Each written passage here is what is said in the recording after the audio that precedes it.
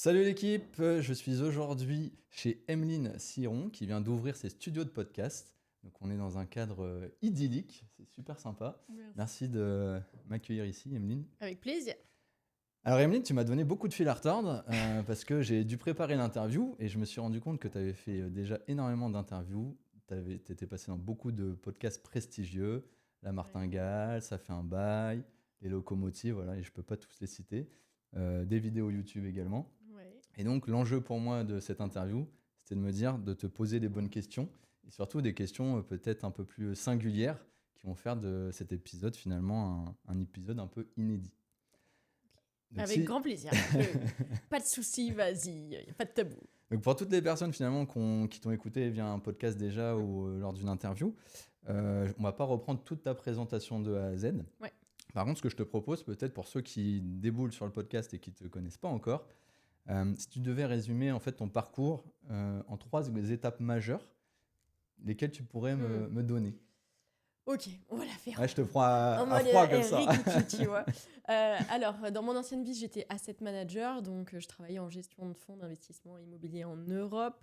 Je gérais de plus de 250 millions d'euros. J'ai ensuite décidé d'investir pour moi-même et pas que pour les autres, pour aujourd'hui atteindre à peu près 55 locataires dans mon patrimoine, que ce soit sur du nom propre ou de la société. J'ai fait un écosystème et j'ai des équipes qui gèrent ça et qui sont en train de gérer pendant qu'on se parle. on vous dira plus tard. Petite anecdote. Et donc ça, c'est pour, je dirais, ma partie patrimoine. Ensuite, j'ai cofondé Evermind Formation avec Thomas Rigaud.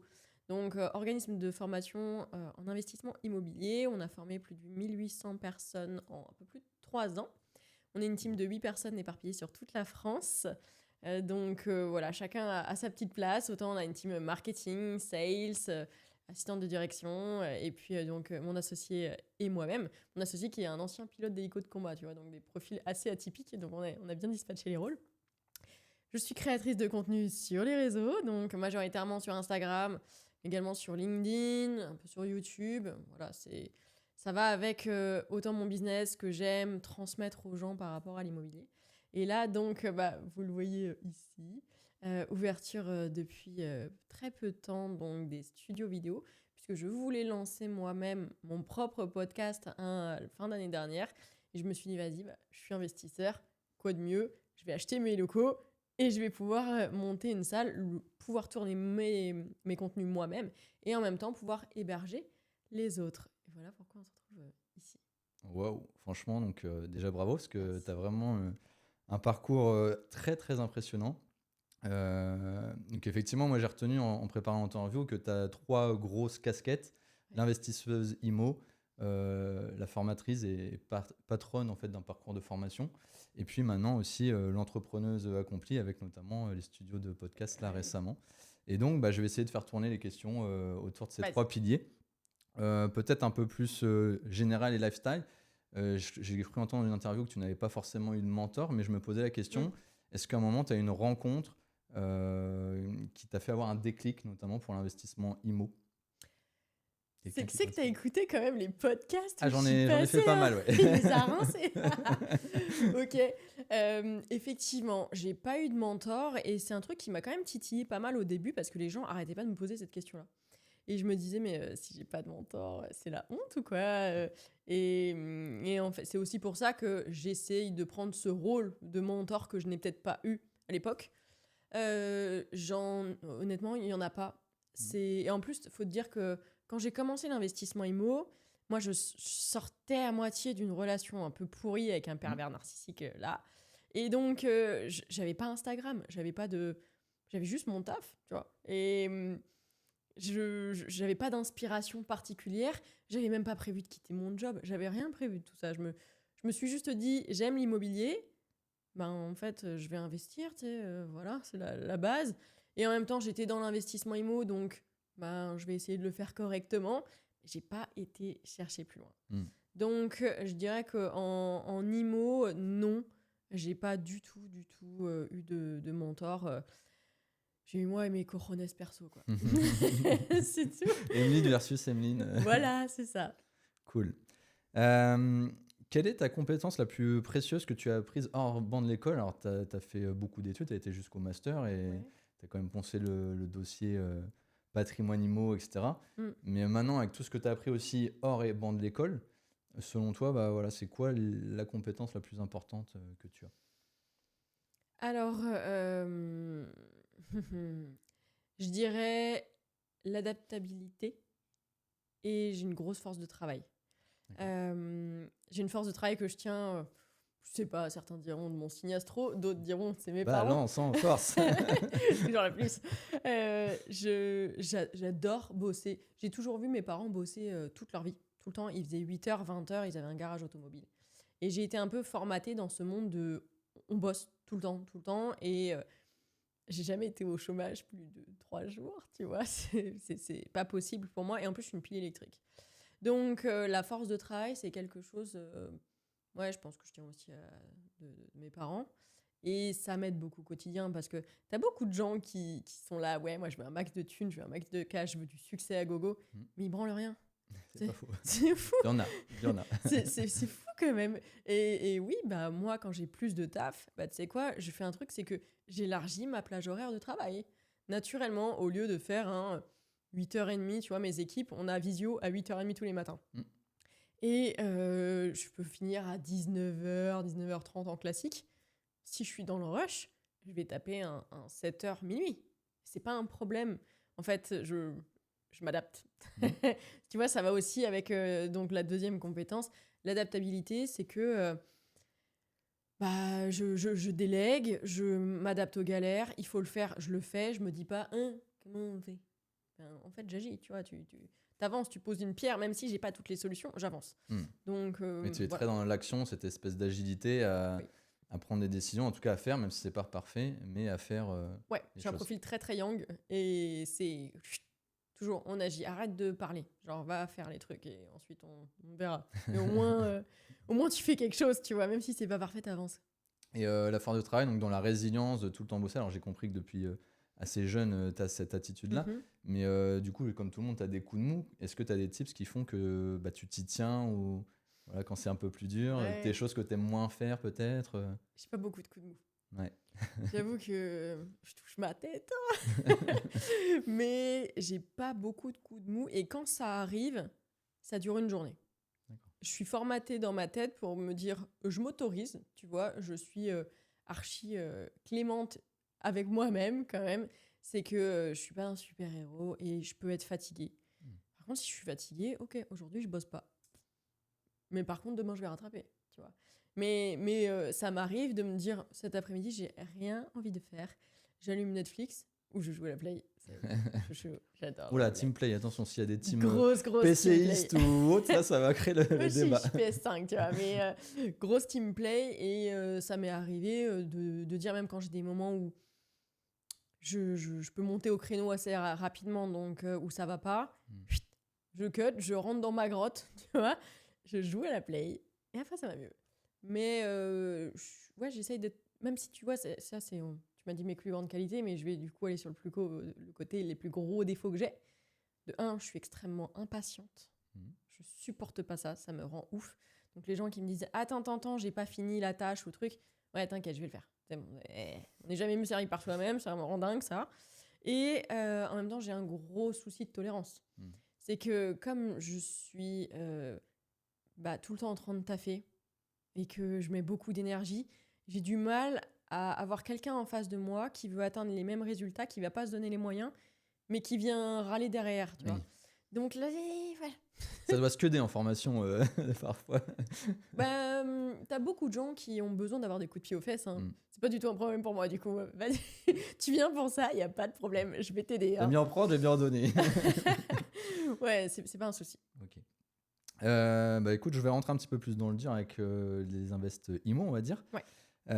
Moi, tu vois, je suis, alors dans une moindre mesure, mais j'ai investi un petit peu aussi en immobilier et tout, et je me rends compte que c'est très vite bloquant en fait, même avec encore un petit peu de cash pour mettre de l'apport, d'enchaîner les projets.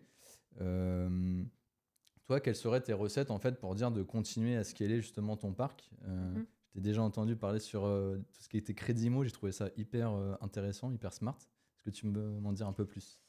Alors, pour déjà un peu scale mon propre patrimoine, ce que j'ai mis en place, c'est le fonds de roulement d'apport avec mon propre apport. D'accord. Ça n'existe pas ce terme, mais c'est Non, voilà. mais le Voilà. concept m'a l'air très C'est bien. mon propre fonds de roulement personnel. Donc, étant donné que, comme je t'ai dit, j'étais formatée par les fonds d'invest, moi j'ai toujours été formatée société IMO. Donc j'ai commencé en société et c'est plutôt à la fin de mes invests où je me suis dit tiens, il me faut quand même un peu de cash en direct quand j'ai quitté mon taf que j'ai investi en nom propre. Donc j'ai commencé en SCI, j'ai tout fait en SCI et donc à ce moment-là, ce que les gens quand tu es un peu un moldu de l'investissement, tu le sais pas, c'est le CCA, donc le compte courant d'associé. Donc ça veut dire que moi j'ai mis le premier investissement, j'ai mis 0 apport, mais comme que je voulais dupliquer après, je me suis dit bah vas-y, je vais simplement prendre ce que j'ai fait, je continue, sauf que ben effectivement avec les banques c'est un peu bloquant. Donc tu prends 15 000 euros approx, hein, j'en sais rien. J'ai 15 000 euros que je verse de ma poche sur le compte de la société et de la SCI. Ok, la SCI va verser cette somme-là au notaire par rapport à l'apport. Ok, ça va être enregistré en comptabilité dans le compte courant d'associé. Faites attention si ce n'est pas enregistré. Il y a une vraie cacahuète à ce moment-là d'ailleurs.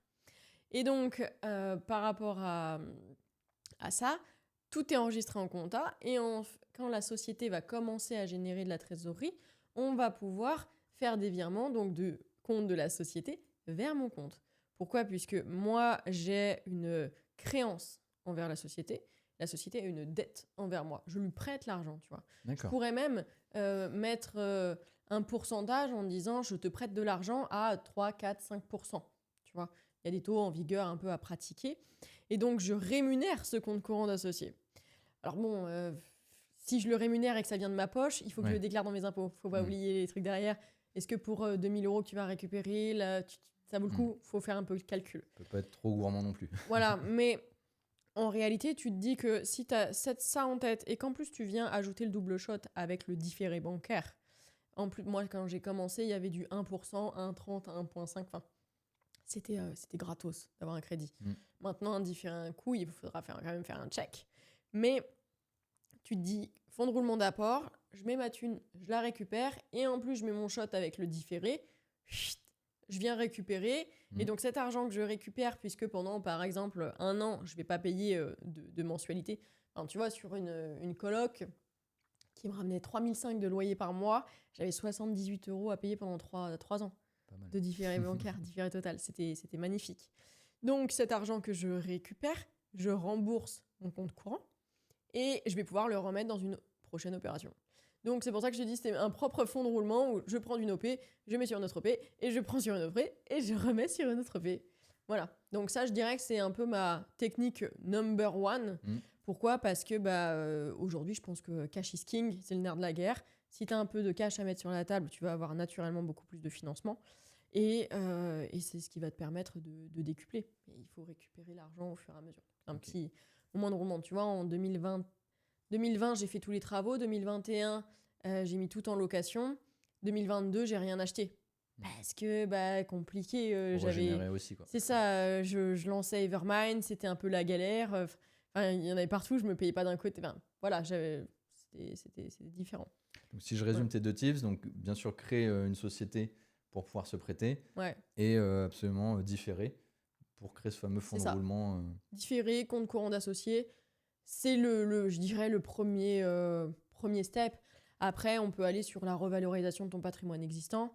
Par exemple, tu as une résidence principale. Ça peut être un truc vachement positif. Tu l'as acheté, je sais pas, en 2019, tu as acheté ta résidence principale. Elle a pris de la valeur parce que tu as été bon, tu l'as bien acheté. Donc, on va la faire revaloriser aujourd'hui avec des attestations de valeur vénale pour dire ok, Loulou, je l'ai acheté 200 000. Maintenant, elle en vaut 320 000. D'accord, donc tu as du levier qu'on va pouvoir créer en banque par rapport à ça. Sur le cautionnement, l'hypothèque, je suppose. Tout à fait.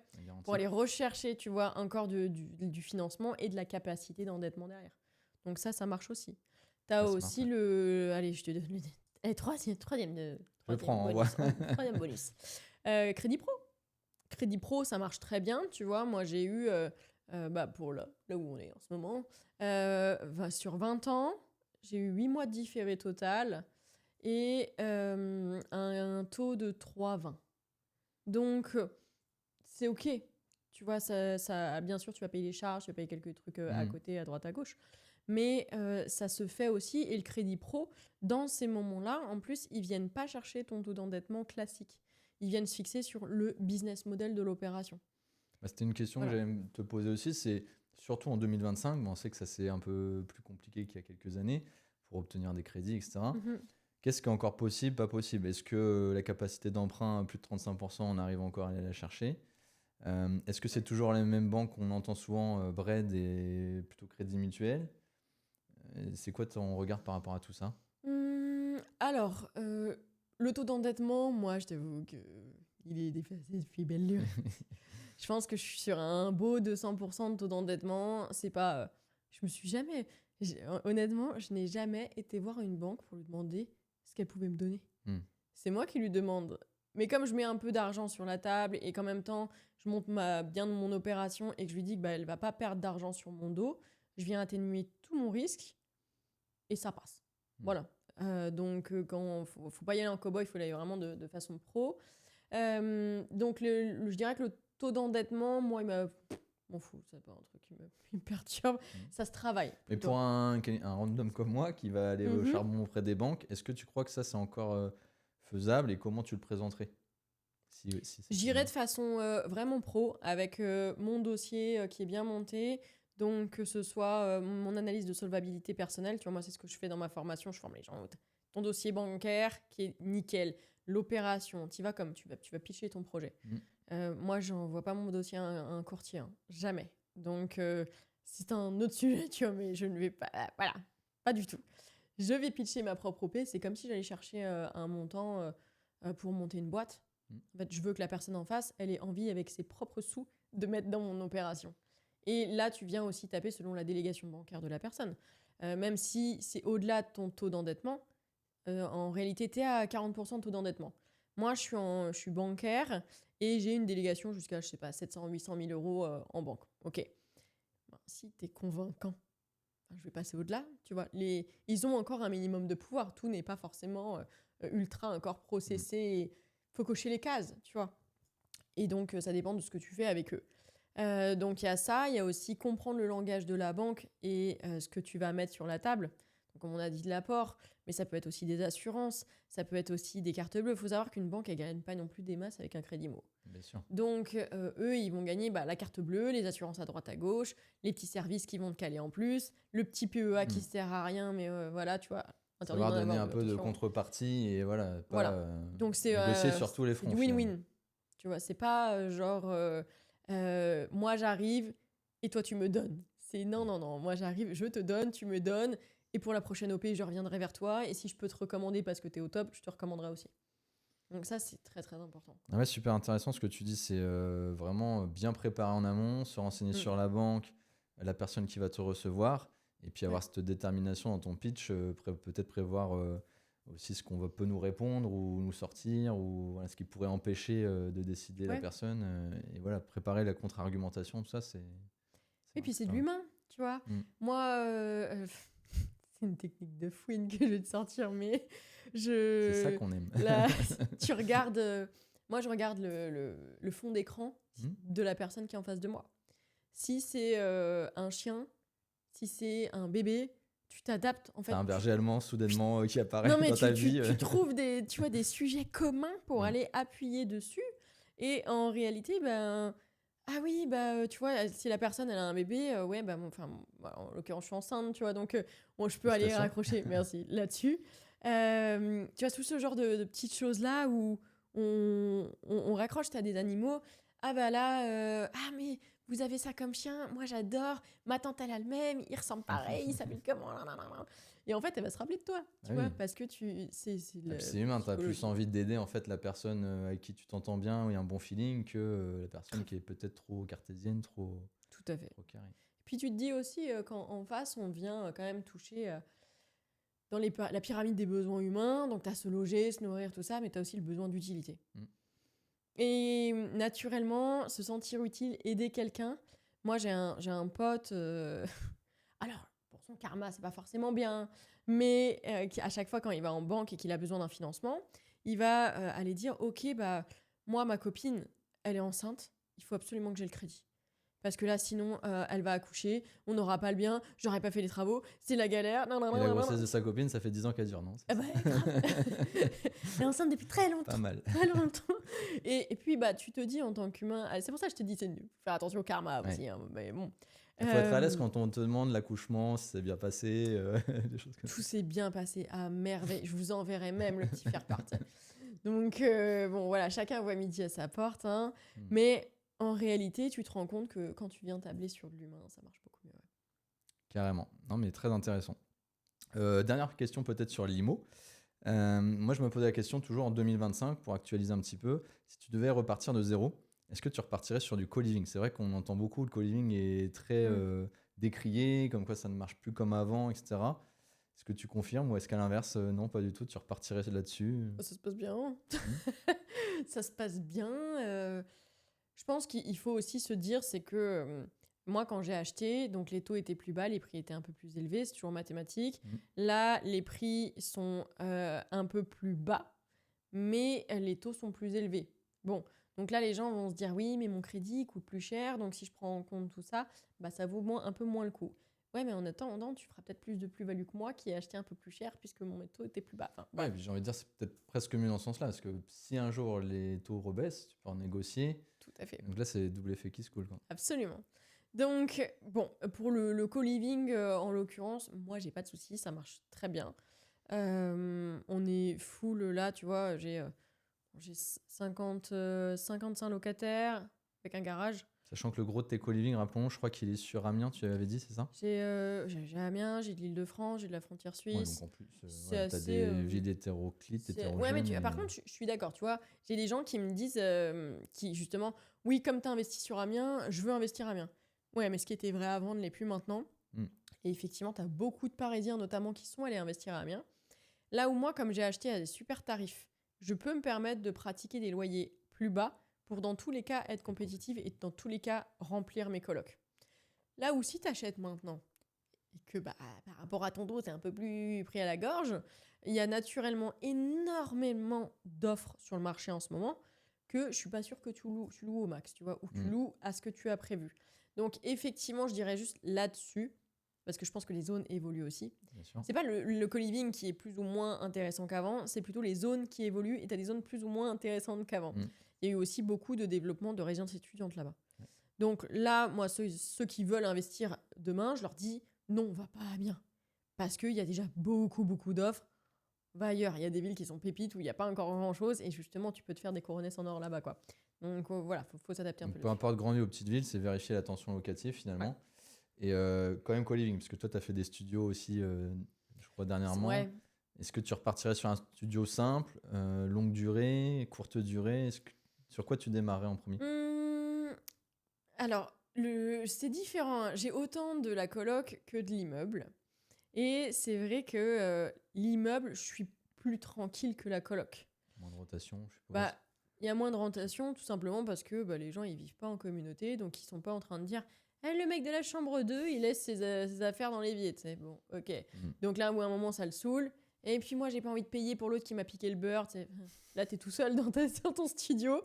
Donc, en fait, t'es seul avec toi-même. Et ton beurre. Et ton beurre. Mais j'ai aussi des parents qui m'appellent et qui me disent écoutez, mon fils, il est dans un studio. Est-ce que vous n'avez pas une place en coloc? Parce qu'il supporte pas d'être tout seul. Ouais, d'accord. Donc, tu as quand même la demande sur les deux. Voilà, je dirais que j'ai un peu moins de turnover. Ça va dépendre aussi de la taille des colocs. Hein. Sur coloc de 3, il n'y a pas de sujet. J'ai coloc de 3, j'ai coloc de 5, 6, 7 et 8. Tu vois. Coloc de 8, ça va aussi parce que les espaces sont assez grands. Et en réalité, comme j'ai bien monté mon business plan, quand j'ai quelqu'un qui part, moi, je vais aussi de la rotation en courte durée. Donc, on remplit assez facilement. Ça dépend aussi des services, je dirais, et de la déco que tu as fait. Est-ce que c'est bien? Est-ce que tu entretiens? Parce que l'immobilier, c'est pas juste t'achètes, tu mets en loc et basta à vie, tu vois. Tous les ans, moi, j'ai des petites rénovations en continu. J'ai mon équipe au téléphone. Là, ça va pas. Là, on change le four. Là, tu vois, aujourd'hui, j'ai la pause d'une machine à laver qui a lâché. Oui, bah, elle a lâché, mais voilà, tu vois, c'est le jeu, ma pauvre Lucette. T'as la pose d'un ballon d'eau chaude. Puis, faut changer un peu la déco, faut renouveler des trucs. Les coussins, bah, l'autre qui avait pourri les coussins, tu les as pas remplacés pendant 2 ans. Tu te rends compte qu'en fait, à la fin, entre la photo que t'as pris, de tout début de ton bien. Et aujourd'hui, 3 ans après, C'est un peu défraîchi. c'est un peu défraîchi, il va falloir remettre des petits coups de peinture. Donc là, tu vois, moi, dans les colocs, en fait, même un peu partout, j'ai peint tous les sous-bassements de murs en couleur. Ce que j'avais pas forcément fait au début, mais ras-le-bol des traces de peinture, des traces avec les valises. Les valises, ce genre de trucs, les bas des murs, ils ont subi avec, je sais pas, les chaises quand ils font comme ça. Ouais, je vois. Voilà. Donc là, j'ai mis un brin, plus de sujet. Voilà, ce genre de trucs-là, quoi. Non, mais t'as raison, je pense que c'est même beaucoup ce que tu as fait, je trouve, sur tes studios, c'est d'être mieux disant, en fait. Tu connais ta concurrence, tu vois ce qui se fait, tu fais quelque chose à l'image de ce que tu aimerais vivre, finalement, là où tu Ouais. aimerais habiter. Et en étant mieux disant, bah, tu t'assures qu'il n'y ait pas de vacances et tu loues bien, quoi. Ouais. Et après, le Airbnb, tu vois, là, j'avais un appartement à Frontière Suisse que j'ai divisé en 2 espaces. Donc, pour ceux qui vont me demander, ce n'est pas une division officielle puisque j'ai juste séparé 2 espaces. Chut, les haters, calmez-vous. Et on se détend, ok. C'est 2 espaces, mais j'ai une coloc et un endroit où c'est de la location saisonnière, tu vois. Donc, cadastralement parlant, j'ai toutes mes habilitations mairie, mais j'avais pas besoin d'avoir des compteurs séparés. Et en l'occurrence, j'étais partie depuis le mois de mai, avril, pardon, sur du Airbnb pour la partie T2. Puis je l'ai fait pépite parce que c'était pour moi quand j'y vais et tout ça. Je l'aime trop, cette partie. Oui, j'ai mis un peu d'émotion là-dedans. Et puis bah, là, j'en reviens et en fait, il va basculer. Là, à la fin du mois, il bascule en location longue durée. Pourquoi ? Parce que le truc, c'est que le Airbnb, ok. Moi, sur de la courte période étudiante, ça me dérange pas. L'été, tu vois, l'été, par contre, c'est sport. Hein, parce que là, j'ai eu 19. J'en avais 19 en même temps. Je l'ai vécu, là, mes étudiants sont partis plus tôt cette année en avril. Du coup, pour combler, j'ai dû de avril à août, on va dire, faire en Airbnb. Et c'est un métier à part entière. Hein, tu redécouvres une autre façon de faire. Oui, ouais. oui, tout à fait. Et puis en plus, sur la location long terme, t'as pas forcément tous les petits ustensiles. Ils disent, il est où l'épluche légumes ? Il n'y a pas d'épluche légumes. Ouais, c'est un vrai budget pour équiper, même si tu fais en meublé, parce que moi c'était le cas, je suis en LMNP, mais même si tu es déjà en meublé, pour rééquiper un peu dans le détail, parce que les gens s'attendent finalement à une nuit dans un hôtel, un truc full confort, tu as quand même un petit budget à remettre et du temps surtout pour que ça soit bien complet. Quoi.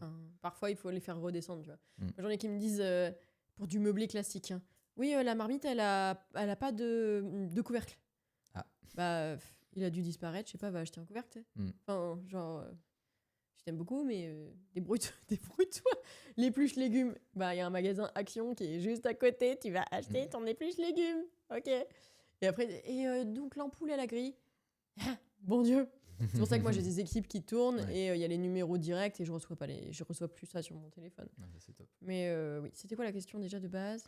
On s'en fiche, on a dérivé, mais c'est tout aussi intéressant. Tu vois, moi-même je suis happé par tes paroles. On est parti sur autre chose. Ouais. C'est pas grave. Après, moi, j'arrivais de toute façon à la partie plutôt sur ta formation. Donc, casquette, peut-être patronne de parcours de formation. Et moi, je me posais la question, c'est quoi finalement les grandes steps ? Alors, pour expliquer peut-être aux auditeurs et auditrices, le lien, il a été assez simple pour toi parce que tu avais une grosse commune, notamment Insta. Les gens, naturellement, tu me coupes si je dis une bêtise, mais t'ont posé des questions. J'avais 3000 personnes quand j'ai lancé. Donc énorme finalement. C'est pas ouf, 3000 personnes sur Pour un lancement, c'est pas mal. Oui, moi, si le jour où je me lance, j'ai 3000, je suis content quand même. Oui, je conçois, mais oui, bien sûr. Et c'est rien par rapport à ta commune d'aujourd'hui, parce que vous êtes quoi, 70 000 maintenant sur Insta, quelque chose de ce goût-là. Et donc du coup, le lien s'est fait naturellement pour toi, parce que tu recevais plein de questions de ta commune et tout, donc tu t'es dit, bon, il y a peut-être quelque chose à faire aussi. Par contre, comment tu as procédé ? C'était quoi les grands steps, les bornes pour créer ce parcours de formation ? Alors, en fait, à ce moment-là, donc comme je t'avais dit, j'avais pas Instagram au tout début. Je l'ai lancé quand je me suis séparée, quand j'étais dans l'investissement immo, j'étais un peu, je partageais un peu les trucs sur mon taf. J'étais en voyage, en déplacement à droite à gauche. Plus quand j'étais la tête dans mes travaux et voilà, un peu le quotidien, mais rien de fou, quoi. J'avais rien à vendre. C'était pas le deal. Et puis c'est vrai que j'avais quand même beaucoup de questions. Et puis quand je regardais un peu ce qui se faisait sur les locaux et les gens, j'ai même des potes qui sont devenus mes meilleurs potes aujourd'hui, avec qui on a fité parce qu'ils me disent « Ah, c'est cool parce que tu rentres un peu dans la technique, tu vois, parler des CCA, parler de compta, les trucs, les galères à droite à gauche, ce genre de choses, mais de façon un peu plus pointue puisque c'était mon job en fait. Hein. Et quand tu vois un peu ce qui se fait sur les réseaux, c'est vrai que tu as à boire et à manger. Et tu as beaucoup de gens qui ont acheté un aspirateur et qui vont te donner des conseils pour acheter un appart, tu sais. Donc, bon, c'est un peu la Il faut foire. faire le tri, ouais, je suis C'est d'accord. assez fou. Et donc là, je me suis dit, bon, peut-être que je ferai un peu d'accompagnement, advienne que pourra. Mais je t'avoue que j'ai pas. Comme j'ai quitté mon job, j'avais pas besoin de former des gens pour vivre, parce que je pouvais vivre de l'immobilier. C'est juste que tu as bien compris que j'étais une pile électrique. Et donc, moi, me retrouver, j'étais pas genre pina colada sous les cocotiers. En plus, mon mari, il est entrepreneur aussi. À ce moment-là, je me suis pas dit, bah vas-y, je pars, salut chérie, je me casse, je te laisse les clés de l'appart, et puis on se reverra à un moment. Non, je me suis dit, bon ok, bah, effectivement, si j'ai de la demande là-dessus, et qu'en plus, c'est une de mes passions, c'est un de mes points forts, pourquoi pas essayer de le monétiser pour faire toujours plus, tu vois, c'est toujours plus que plus que plus que plus, quoi. Et puis, il y a une personne, donc mon associé Thomas, avec qui j'échangeais de temps en temps sur les réseaux. On s'était jamais vu, mais je l'avais au téléphone quand j'allais sur mes chantiers et on parlait de private equity. Parce que pareil, sur les réseaux, alors en plus à l'époque, il n'y en avait pas des masses. Les gens ne parlaient pas d'investissement dans les startups, tout ça. Et nous, on aimait bien, donc on parlait de business model, de trucs, et tu vois. Donc sur mon trajet pour aller sur mes apparts, je passais 1h30 et on piapiatait. Bon, et on s'était jamais vu. Et puis un jour, il m'avait déjà titillé un peu. Parce que lui avait déjà il faisait de la formation. Tu vois. Sur le private equity ou Non, sur de l'immobilier. D'accord aussi, ouais. Il s'appelait Thomas Zeppelin à l'époque sur les réseaux, tu vois.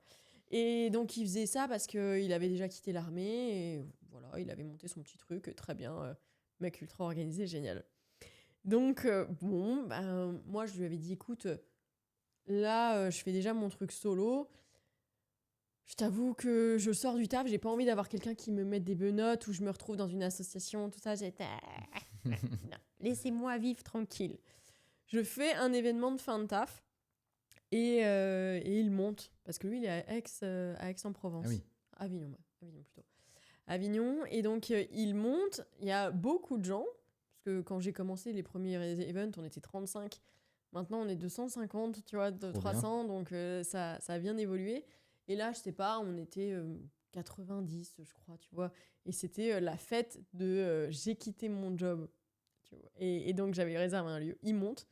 Et là, on se voit, on fit, on kiffe, etc.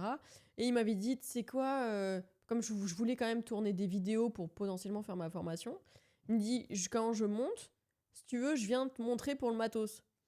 Parce que moi, la fleur au fusil, vas-y, je vais tourner des vidéos. Tu poses tes fesses. Enfin, tu vois, on en a parlé tout à l'heure. Tu poses tes fesses et tu te dis que tu parles et que tout se fait derrière.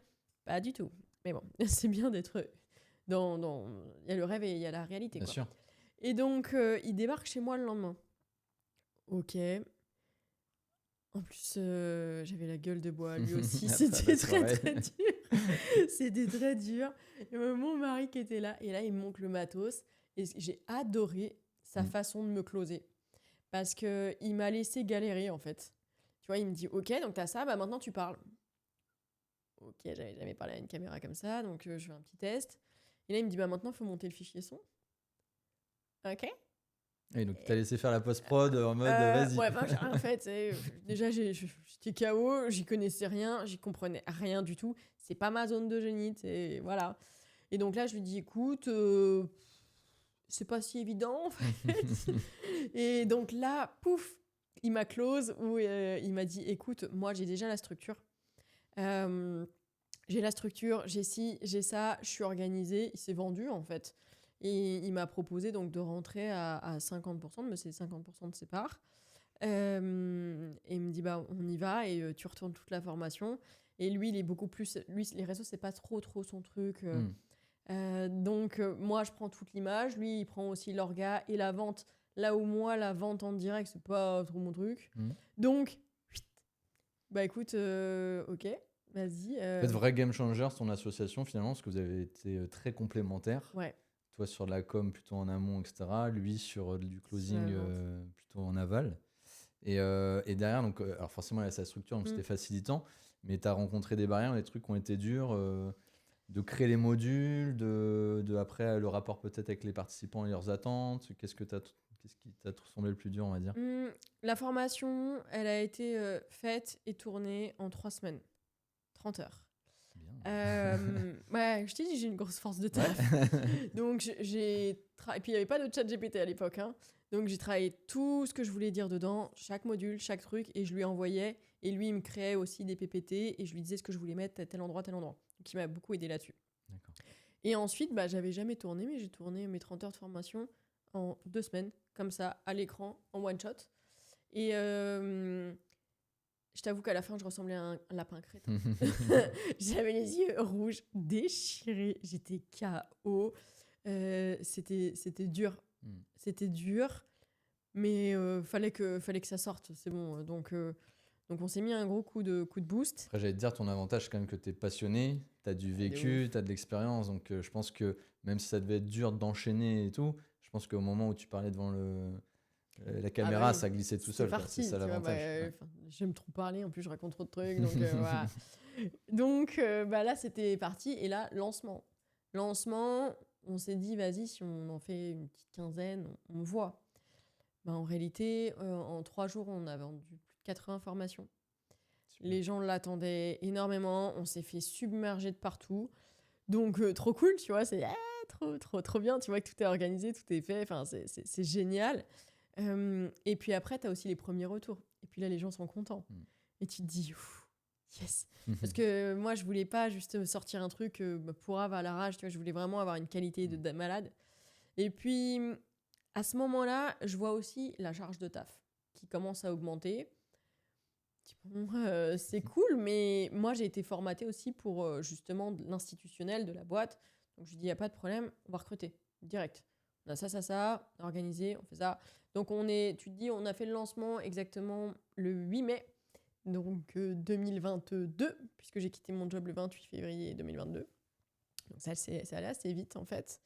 Et puis, en septembre, on est passé de 2 à 8. Là, recrutement d'un coup, où ça a été structuration, quelle personne à quel endroit, etc. Et on a recruté, on s'est retrouvés...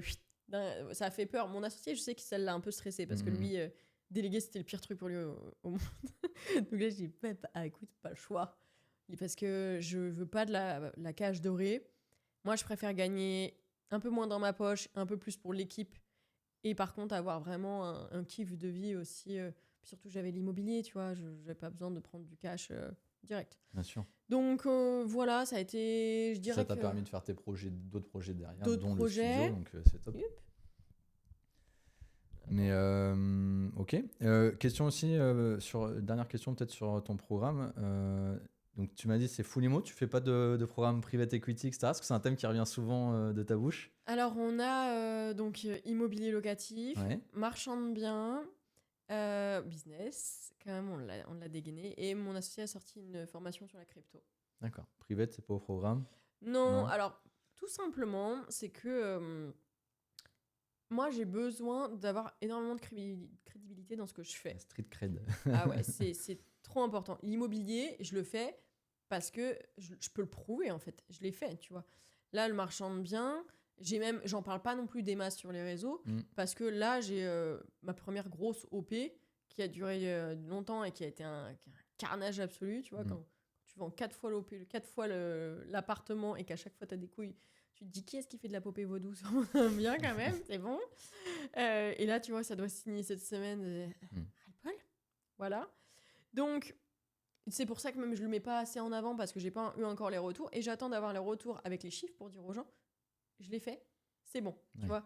Parce que même si je l'ai fait dans mon taf, ce genre d'opération, c'est pas pareil quand c'est ton argent directement. Oui, c'est le fameux débat de l'entraîneur de foot qui a dû être joueur, quoi. Il y en a qui disent qu'effectivement un entraîneur n'a pas besoin d'avoir gagné des ballons d'or pour bien, c'est des skills différents, mais à la fois quand tu as joué et tu connais les principes du terrain, c'est un peu plus facile de transmettre. Moi, je t'avoue que le coach de sport gros, j'y vais pas. Enfin, je dis peut-être dur, mais non, c'est improbable. Et c'est comme les coachs business. On peut parler des coachs business. Combien t'as de coachs business qui ont jamais monté de boîte? Moi, c'est un peu comme les professeurs à l'université, effectivement, qui des fois font des grands laïus, mais ils n'ont jamais monté de boîte. Ou, voilà, c'est ouf. Donc là, la formation business, nous, on l'a fait. elle est beaucoup plus orientée, bien entendu, infoprenariat, etc. Bah, et maintenant, il y a du physique, tu vois, je pourrais le faire aussi avec comme pied d'immeuble, puisqu'on a de la vitrine, donc en plus, je peux rajouter, parce que j'ai de l'expérience avec ce projet-là de studio vidéo.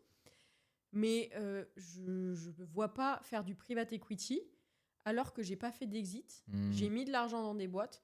Il n'y a pas eu de résultat de ouf encore. Enfin, il n'y a eu aucune revente. Donc, j'ai gagné 0 à ce jour. Et dire, Loulou, tu vas acheter comme ça. Ouais, mais t'es qui? Genre, donc, non. Bien sûr. Voilà. En tout cas, allez voir sur le site, c'est Evermind, si je dis pas de bêtises. Il est top. Moi, pour préparer l'interview, justement, j'ai su aller m'inscrire. Il y a un petit test qui est super bien fait avec toi en vidéo ludique. Donc, on te pose des questions. Emeline te pose des questions en direct pour voir un petit peu ce que tu maîtrises. Et même quand tu as des mauvaises réponses, elle te répond avec beaucoup de tact. Et je trouvais ce format, en tout cas, très sympa. Donc, n'hésitez pas à aller voir sur son site parce que c'est très, très cool. Merci. Peut-être dernière question sur le programme. Est-ce que le programme de formation, c'est plus ou moins passif que ton IMO? Là, ça a l'air question C'est moins existentielle. passif. Ouais, quand même. C'est plus dur puisque de toute façon, moi, les ventes, déjà, tu as une équipe. Donc, quand tu as une équipe, tu as des responsabilités. Bon, même si là, j'ai beaucoup de locataires, donc beaucoup de responsabilités, mais ils vivent leur vie, ils payent une fois le loyer, c'est bon. Là, il y a une équipe, donc il y a une responsabilité de chiffre d'affaires. Et surtout, les ventes de la formation se font avec mes réseaux sociaux. Donc, si je ne publie pas, je n'ai pas de chiffre d'affaires. Tu vois, si demain je meurs, je n'ai plus de boîte. C'est aussi le problème de l'infoprenariat. Ouais. Le personal branding, c'est génial. Tu peux faire un max de cash. C'est cool. OK. Mais c'est pas une boîte que tu... Enfin, c'est assez rare. Tu revends pas trop ce genre de boîte.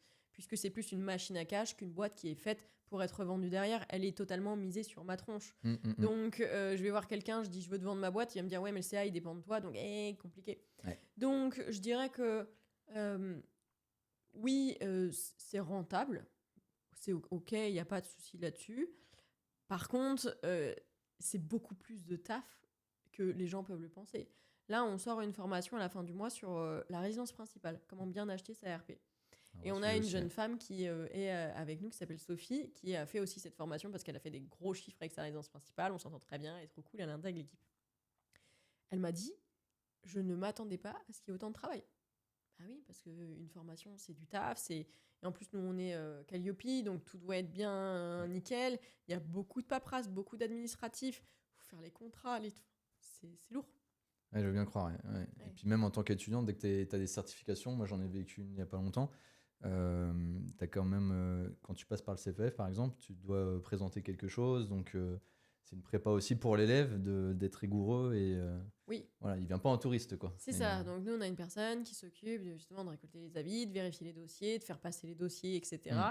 Donc oui, c'est pas si simple. T'imagines, on est 8. J'ai une team sales, team marketing et assistante de direction pour le service client, etc. Ouais, top. Ça roule.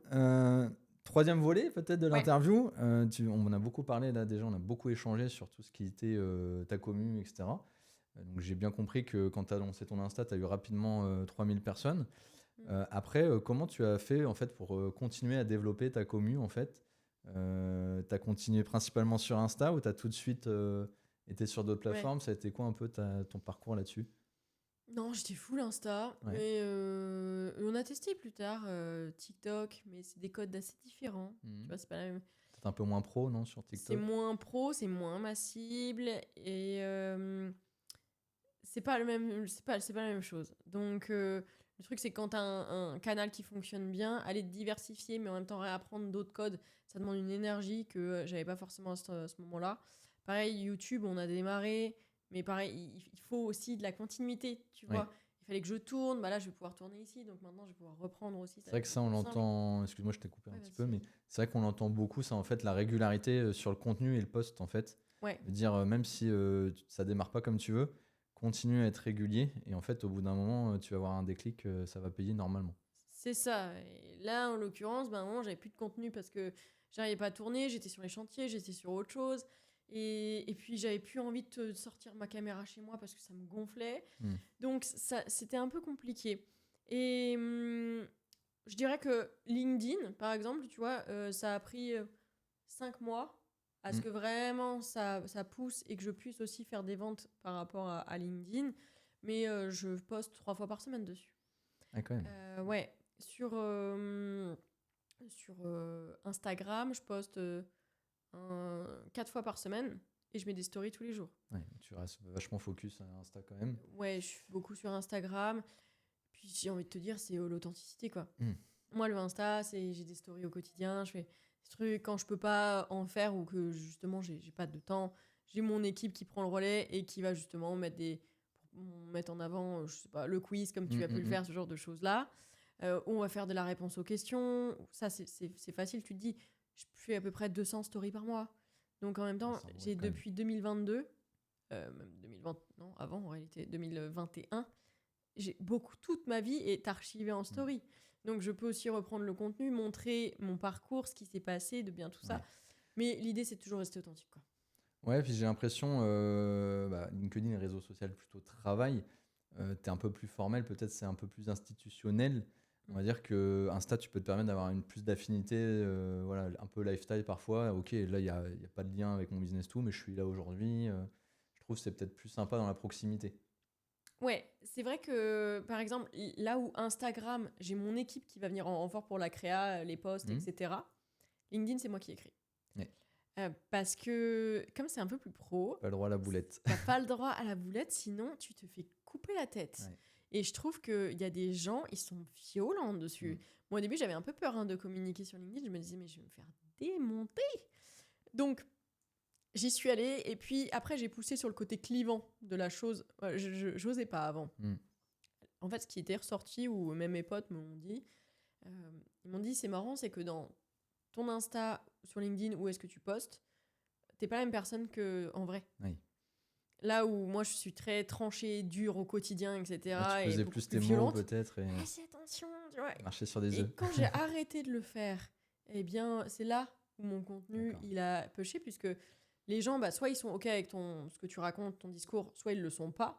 Mais en réalité, déjà si tous ceux qui sont OK s'abonnent et qui sont OK et qui push, tu vois, ça monte. J'ai pas besoin de plaire à tout le monde. Mais ça, c'est au début, tu le comprends pas trop. Très très bon conseil, rester soi-même et ça marchera forcément. Et du coup, est-ce que tu as une grosse partie de ta communauté Insta, t'as suivi sur LinkedIn ou c'est deux communautés bien distinctes? J'ai l'impression que c'est un peu de communautés distinctes quand même. Je mets des petits posts de mon LinkedIn sur Insta de temps en temps pour aussi essayer de leur montrer que je communique ailleurs et que c'est de l'écrit, c'est pas pareil, c'est pas la même tournure, etc. Mais ça reste assez différent. Il y a beaucoup de pros quand même sur LinkedIn. Après, tu vois, j'essaye d'écrire quand même beaucoup d'authenticité et bagou de chat, tu vois. Et j'ai quand même beaucoup de gens qui me disent ouais, trop bien tes posts, ça change, c'est moins institutionnel justement parce que je raconte des galères, etc. Et c'est simple, quoi. Par contre, tu vas te mettre beaucoup plus de gens à dos. Moi, quand je rentre dans certaines professions où je leur dis que tu vois, par exemple, allez, exemple en direct. Je rigole d'avance. Quand j'avais dit que au début, j'ai eu des galères avec des artisans. Ok, c'est arrivé à 1 milliard de personnes. Ouais, mais t'avais qu'à prendre un architecte, nanana. Gars, je refais 2 studios de 15 mètres carrés. À quel moment j'ai besoin d'un architecte? Je sais que la cuisine, je vais la mettre là. Tu sais, genre, t'es bon. Et il n'y a pas de problème. J'ai pas en plus envie de payer ta facture. Et puis alors, t'en as en plus, ils se touchent avec leur facture. Et limite, ils te disent, mais du coup, bien fait pour toi si ça s'est mal passé. Donc, moi, grave. Donc, moi, ça me rend ouf. Donc, je leur rentre dedans. À quel moment j'ai besoin de toi? En fait, même pour toi, c'est chiant comme chantier. T'sais. Donc, il y a des échanges comme ça où... Ouais, c'est toujours un peu énervant, les gens qui se réjouissent plutôt de tes malheurs que de tes réussites. Oui. T'avais qu'à me prendre moi, car je suis le meilleur architecte de la Terre. D'accord, enfin, pour publier ce genre de choses, c'est que t'as pas assez de taf, quoi. Hein. Improbable. Donc voilà, j'ai eu des petits clashs avec des archis, j'ai eu des petits clashs avec des courtiers aussi. Puisque quand je leur dis que va pitcher ton projet en banque et ne prends pas un courtier, j'ai pas eu un crédit avec un courtier. Ils disent, oh là là, mais tu peux pas nous mettre tous dans le même panier. Bah mec, en fait, moi je parle de mon expérience, je parle pas de l'expérience du voisin. Ouais, c'est ça. Donc si je parle de moi, écoute, oui, ne prends pas de courtier, tu sais. Voilà. Faut pas télescoper à chaque fois les propos. C'est ça, et je dis pas que la profession est naze. Je dis juste que sur moi, ça n'a pas marché. Donc, voilà, c'est différent. Alors que je le dis sur Instagram, c'est différent, tu vois. C'est un peu plus social. Instagram, je vais mettre un dégât des eaux où la dernière fois, j'ai montré une salle de bain, un locataire, il avait bouché la FMC, enfin, un enfer. Je l'ai retrouvé noir, la salle de bain, tu vois. Et ils me disent, mais comment tu peux être une propriétaire à louer ça? Mais je En fait, vis pas t'es avec dedans, lui. ouais, c'est ça. Je Je découvre, je dors pas avec lui tous les et je soirs. cautionne pas forcément. C'est improbable. Et donc, ça peut être du social assez différent. Tu vois, t'as le peuple qui se soulève. Ah oui, je comprends. Ça marche, hyper précieux tout ça. Il nous reste quelques minutes. Je te propose un petit jeu à la fin, un peu fun facts. Juste avant, on est dans tes studios que je trouve magnifiques. Oui. Est-ce que peux nous faire un petit pitch dessus voilà ce sûr. qu'on fait ici et voilà. Carrément, avec plaisir. Alors, en fait, en fin d'année, je voulais lancer mon propre podcast et je me suis dit, ok, bah, je vais faire le tour des popotes. J'avais déjà été invitée, comme tu as pu le voir, dans plusieurs podcasts. Et ça me plaisait pas forcément. Autant les décors, ça peut être ok, certains décors. Mais moi, je suis un peu une tarée du détail. Dans tout ce que je fais, le détail est extrêmement important et le service client est important. Et c'est vrai que moi, arriver et me prendre les pieds dans les câbles, avoir des gens qui m'accueillent pas, qui savent pas qui je suis, ou qui m'offrent même pas de café. Il y a pas de miroir, donc je suis une nana quand même, j'ai envie de me voir, tu vois. Je me suis retrouvée à avoir des fichiers vidéo où je pouvais même pas réutiliser le fichier parce que je me suis rendu compte que je brillais, que personne ne me l'avait dit. Ben, en fait, tu te trouves moche sur une vidéo, tu la postes pas. Tu vois, c'est simple. Donc je me suis dit, pas de problème, je suis investisseur, j'ai un besoin, je sais que d'autres ont les mêmes besoins que moi. Donc, je vais acheter un local, je vais créer mon truc, et puis c'est parti pour l'aventure. Chose faite, et je me suis associée donc à Barthélémy Fenn, qui a le podcast Extraterrien. Et donc voilà, Stories, où on a donc 3 salles, 7 décors, il y a une box qui va être pour tournage ads et tout ce qui peut être à l'unité, les besoins en personal branding. Et donc on vous accueille à Montparnasse. Ça a été plusieurs mois de travaux quand même. Hein. J'ai acheté fin mai et tu vois, les travaux se sont terminés début août. Il a fallu tout meubler, ça a été la guerre, beaucoup de détails et c'est aussi des choses que je vois moins. Par exemple, tout ce qui va être isolation phonique. Tu vois, il a fallu que je fasse des études de marché sur la qualité de mes composants, l'épaisseur que j'utilisais. J'ai fait une étude de marché sur un rideau, s'il te plaît, pour voir le rideau que je mettais derrière les fenêtres, que j'ai fait changer, que j'ai fait traiter également pour tout ce qui est phonique. Et le rideau me retire 18 décibels, tu vois, ce genre de détails. Donc, toute cette partie autant opérationnelle, technique, et ensuite le travail vraiment du service client, qui est trop important pour moi. Tu passes pas la porte sans qu'on sache qui tu es, quel est ton podcast. Si tu es installé et que tu viens avec une chemise et que y a un problème, ta chemise, je sais pas, elle est en lin et puis elle est froissée de partout. On a des steamers, on a des sèche-cheveux, on a du papier matifiant parce que tu ne brilleras pas à la caméra, c'est mort. Tu vois, ce genre de choses en plus où voilà, j'ai envie que ça soit pas juste une usine à contenu, mais qu'on ait un vrai contact humain, on aime les gens, on aime ce qu'on fait et de le faire bien, quoi. Voilà. Ouais, bah en tout cas, moi à chaud, en tant que jeune podcasteur, je commence à faire quelques studios de podcast justement pour avoir des lieux sympas autres que des lobbies d'hôtel, parce que c'est pas tout le temps évident en technique. Et comme on en parlait un petit peu en amont, je trouve que finalement, quand tu mets le prix, payer ton lobby d'hôtel, le parking, bout à bout, et le stress surtout de ramener tout ton matos, de pas avoir de problème matériel, etc. Bon, t'as pas beaucoup plus à remettre pour avoir un studio où tu arrives serein. Et donc à chaud, j'ai trouvé qu'effectivement ce que tu dis, ça se vit dans ton studio, parce que j'ai été accueilli d'abord par tes soins, mais aussi Barthélémy a pris un peu de temps pour m'accueillir, donc je trouvais ça très sympa. Moi, c'est ce que je recherche, un petit peu l'ambiance, le côté cocooning, où où en plus des studios, on a surtout des personnes avec qui on s'entend bien et on peut partager. Et après, effectivement, dans les détails, on ressent. Moi, j'ai vu tout de suite, au-delà du matos, les chemins de cave, voilà, le truc carré. Là, vous voyez pas à l'image, mais sur les plafonds, c'est très, très ordonné. Et puis, dans la déco, voilà, jusque dans les toilettes, où tu as des toilettes d'hôtel magnifiques. Donc là, on sent l'investisseuse IMO. Mais franchement, top, tout est très bien pensé. Félicitations à toi. Merci. Si les personnes qui regardent ou écoutent le podcast veulent réserver, c'est quoi le site, la plateforme ? C'est Studio Stories. Ok. Et en plus, on fait un petit code promo pour le lancement avec 20% avec Welcome 20. Donc, avec plaisir, venez Trop nous bien. recevoir. Merci. On termine, on va démarrer un chouïa, je me permets. On va terminer avec un petit fun fact, si ça te dit, pour que cette interview finalement soit inédite et qu'on ait que des exclus là-dedans. Eh bien, je te propose finalement des questions peut-être un peu plus d'ordre perso. Ok. Voilà, il y en a 4-5, réponds plutôt tac au tac, Vas-y. pour que ça soit sincère. Donc, j'ai entendu sur les interviews que tu avais le permis moto. Oui. Quelle moto conduis-tu? La honte de fou. Allez, tu dois cracher le dossier. La honte. Alors là, je conduis plus, parce que comme je suis enceinte, j'ai plus le droit, tu vois. Et 6 mois de grossesse, c'est dead. Donc, je suis très très triste d'ailleurs. Mais MP3 500, D'accord. j'ai pris le 500 quand même, le plus gros cube, tu vois. Mais c'est vrai que sur Paris, c'était soit ça, soit un MT-09, ou je voulais un Ninja, la toute base. Le truc, c'est que, en fait, je me voyais pas me balader partout en sac à dos. Et le MP3 a un gros coffre. Donc au moins, je peux faire des courses et me balader. L'utile et agréable. Voilà. Mais au moins, il marche bien. Et puis, le truc trop cool, c'est qu'il a une marche arrière. Et tu vois, moi, je suis pas un gros gab et 250 kilos. Ouais. Bah, en fait, ta petite marche arrière ou alors il se bloque tout seul, c'est vachement pratique. Hein. Ouais. Voilà. Petite astuce de motard. Petite apprendre. astuce, quoi. Voilà.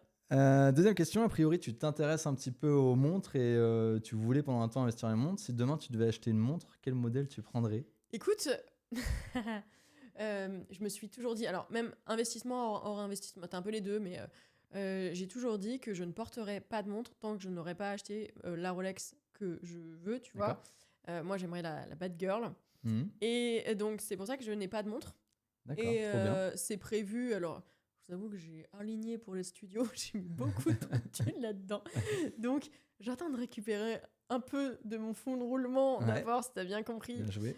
pour acheter une montre. Mais dis-toi que toute ma vie est formatée investissement. Donc, c'est vrai que c'est assez compliqué pour moi d'aller mettre un ticket sur un truc. Alors, il faut que ça prenne de la valeur dans le temps. Il faudra que tu l'achètes. Après, je trouve que c'est top parce que ça aura d'autant plus de goût en fait quand tu vas l'acheter. Et puis voilà, ça peut être pour une belle occasion, la naissance de ton futur enfant, ou voilà, de se faire un beau plaisir avec une signification derrière. La naissance, c'est le cadeau pour moi. Je mérite, tu sais.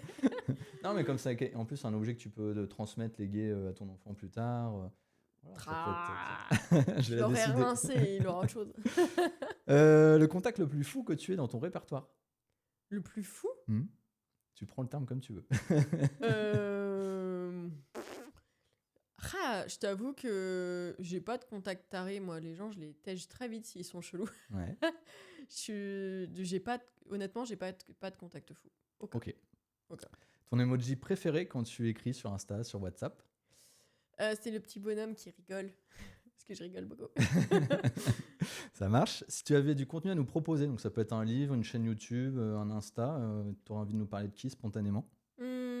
En ce moment, j'écoute beaucoup les podcasts de légendes. Parce que j'apprends pas mal de trucs. Même, tu vois, quand j'étais en train de monter les meubles ici, j'étais en train d'écouter les podcasts en même temps. J'adore. Donc oui, je dirais plutôt ça. Je te rejoins. Il est très très agréable à écouter et à regarder. C'est vraiment une belle prod. Ouais. C'est cool, c'est agréable. Et dernière petite question, si tu devais inviter une personnalité vivante ou morte sur ta chaîne YouTube ou autre, tu penserais à qui? Joker. Joker. Je sais pas, puisque ma chaîne YouTube, elle est un peu plus investissement. Je sais pas. Bon, prochaine interview, tu me réponds. Trop naze. Désolée, ma réponse n'est pas à l'auteur. Pas de souci. Merci beaucoup, Emeline. Et donc, du coup, si je te dis merci, qu'est-ce que tu peux me répondre? De rien. Merci beaucoup. Ciao, ciao, l'équipe. Bye bye.